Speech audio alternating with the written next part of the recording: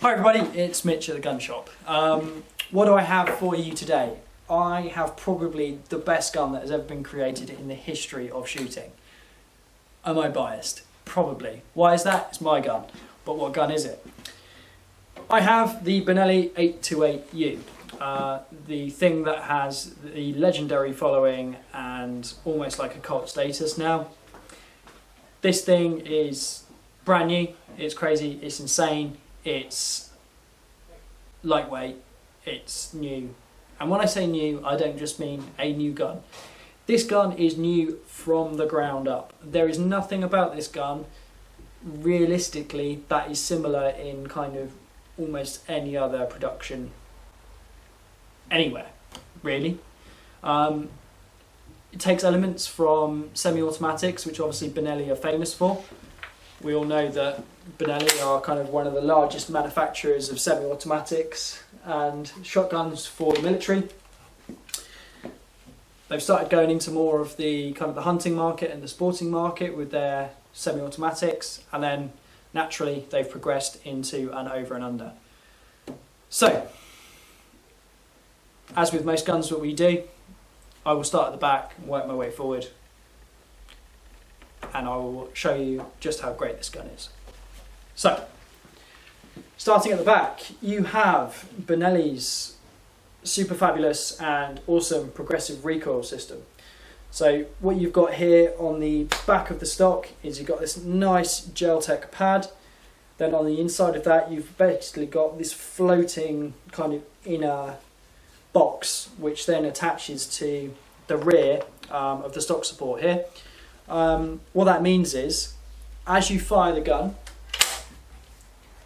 and the recoil comes through, as the gun compresses, this part of the stock actually goes inside and compresses. In there, you've got a series of like fins and rubberized shims that stop it from compressing fully onto your shoulder, saving you a lot of recoil. Because this gun is the lightest gun on the market. It is super light, and what I mean by super light, I mean it makes a Beretta super light feel like a lead brick. It weighs nothing at all. So, going past that, you've got rubberized cheek cone. Now, good thing about this is, this comes in different heights. So you can get a low one, like I've got, because I'm short, I don't really need much height. You get a medium one, which has a slight kick up to the back, and you can get a high one as well. So you can almost make it into line of something like, you know, almost like an adjustable stock, that high.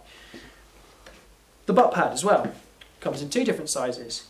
You can get the basic size like this, or you can get the deeper size, like this. So it basically means you can customize the butt pad and the cone to suit almost any shooter at all.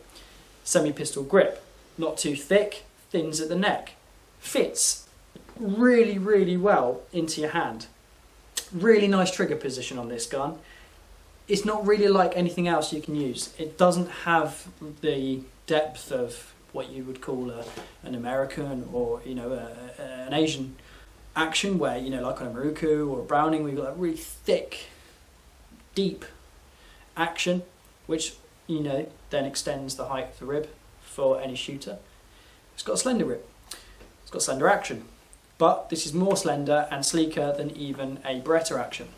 So, if you look at the length of that action, it's very long. What else has a long action? That's semi-automatic. There you go, you see where I'm going with this. What is also similar about this and the semi-automatic, and where they've taken design ideas from and kind of combined the two, is the brake in the stock here. So you have at this point a dual shim piece. So you've got a shim that fits onto the action side, and you've got a shim that fits onto the stock side. This allows you to have more than 40 different combinations of stock fit. Left to right cast, bringing your comb up and down, even a little bit of extension, because you get different thicknesses of them, just to make that millimeter accuracy for where your trigger sits in regards to your finger, and obviously your overall eye position. So, ultimately customizable. It will fit 90% of people once it's been set up properly, and it actually probably requires very little work in terms of getting a really good fit. Coming forward, Automatic safety. Automatic safety because this is actually in fact marketed as a hunting gun or a field gun. However, I primarily shoot clays and I love this gun. I do really well with it. But then again, I think I'm biased, probably because it's my gun. Going forward, automatic safety, selectable trigger, single trigger obviously, and trigger is adjustable internally. Coming back down to the trigger, really nice trigger guard here, made from milled metal, but this is where it's different. So with most guns, even some semi-automatics, the trigger group is some sort of, you know, big chunky piece that sits in the stock. You can't really work on it at home unless you know what you're doing properly in terms of taking the stock off. This is different.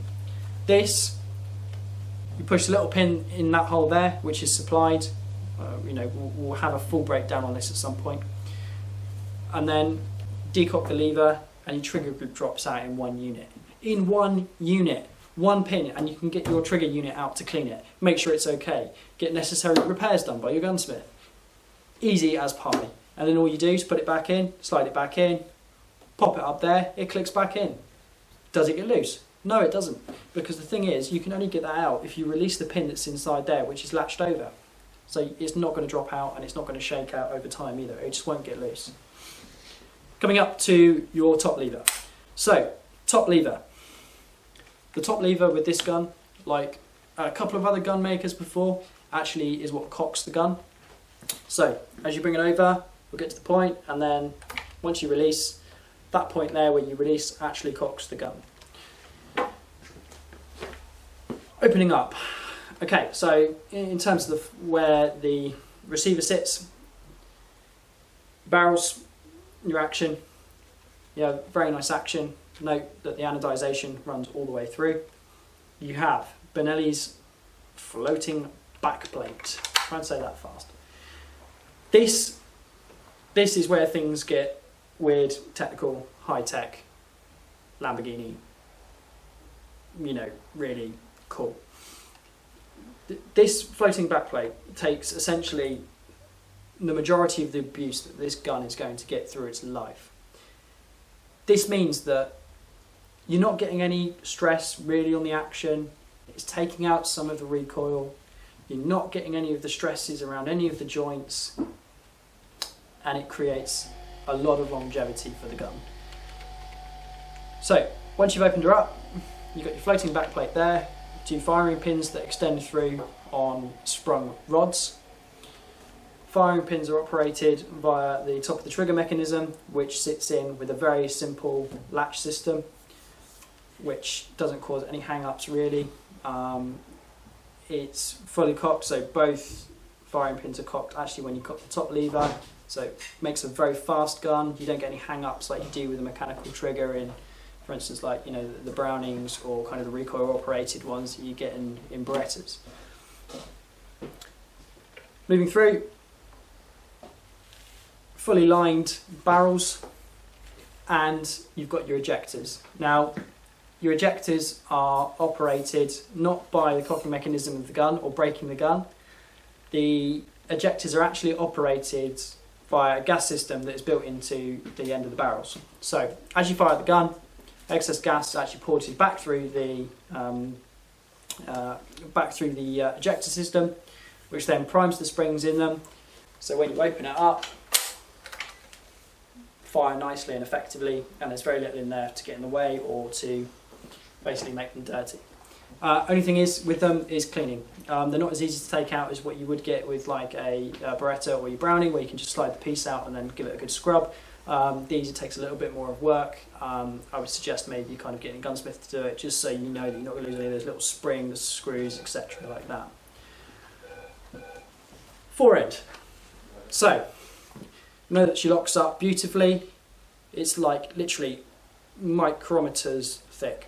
You know, accuracy is just perfectly made. Top of the gun here, two locking lugs, operated again by the top lever. Locks in, very sturdy and secure. Moving up here, nice little 828U motif Very simple black line. Only difference is the difference in the anodization coating. So you've got a nice kind of gloss, you know, side brush here, and then you've got this kind of nice matte finish up over the top of the action. Coming onto the top of the barrels, nice shiny kind of almost like a gloss finish, and a carbon fibre rib. Nice high carbon fibre rib. Now this sits somewhere between a sporting rib thickness and a field rib thickness. So you're looking at just over 5mm for rib thickness. I have myself put fibre optic bead on there because my eyes are really slow. So I just need something bright that sticks out that I can easily get a sight picture on. That's me. They do come with fibre optic bead, just in the end piece. Quite small, interchangeable, you can get bigger ones. Coming through. Completely separate barrels. They are floating until they get back to the action. Easy to take apart, push together, push down on your top lever, he says.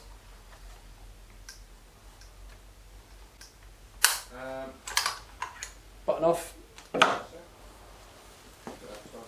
can see the springs on there for the ejectors, and you can see that those barrels are floating all the way back to the receiver. Locks together really nicely, really easy, and you can see that that rib is nice and risen just at the back there. Coming up to your chokes, multi-chokes. Full set of multi-chokes come with it. Everything from improved cylinder all the way through to full. You can get the extended chokes from Benelli. I'm actually considering getting it myself. Just gives you a little bit of kind of front end weight, which just allows you to be a bit more versatile with it, especially when you're out shooting clays. But in terms of a you know, hunting gun and one that's going to be out shooting in the field, works perfectly. So, going back to the gun overall, looks absolutely stunning. They also do the one in the nickel plate finish, which has got some engraving on the side, nice and simple. We will review that obviously when we get it in, just so you can see the differences in it visually.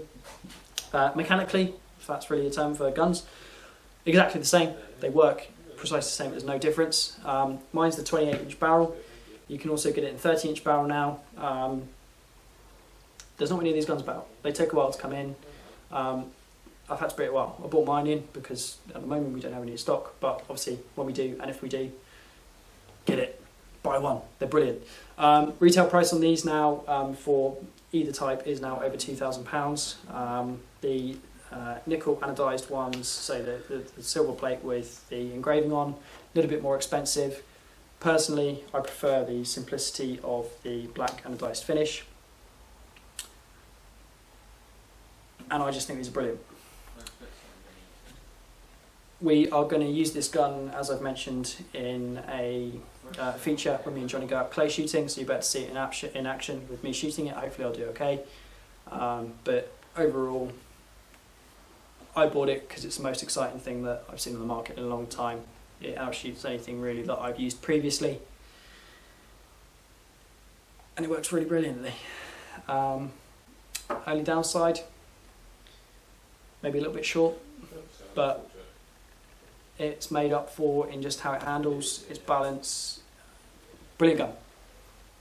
Look at it, check it out, buy one. Thank you very much.